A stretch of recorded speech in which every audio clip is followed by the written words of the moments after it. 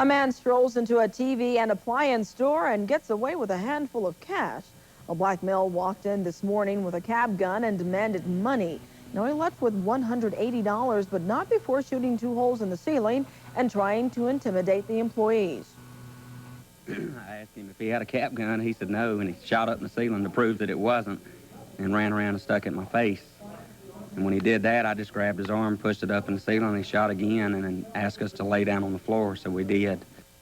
Now, no customers were in the store at the time of the robbery, and none of the employees were injured. Now, lately, several mid-state businesses have been robbed by gun-toting criminals, and has many store owners concerned about their safety. Now, Fox 24's Doug Weeder spoke with those men who were held at gunpoint. Now, Doug, are the employees doing anything differently than they weren't doing before? Well, yes, they are, Cecily. They say after you look down the barrel of a gun, you tend to look at customers a little differently.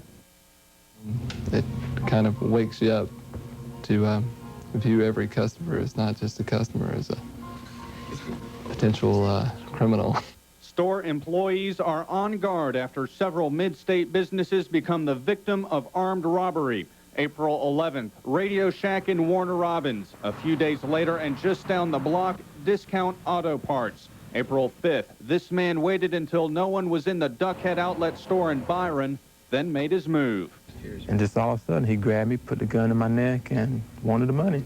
Store managers say they simply never expected to be robbed. No, not out here. Not being right off the interstate.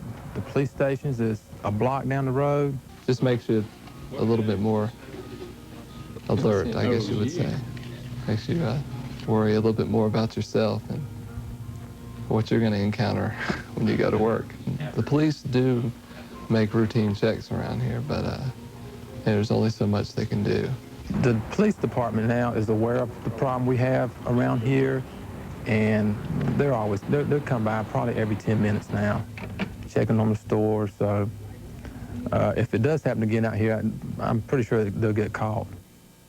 Now, so far there have been no arrests in any of these armed robberies, but law enforcers say all the cases are open and they're pursuing any and all leads very aggressively. Cecily? All right, thanks a lot, Doug. Hopefully there'll be a break soon. Bob?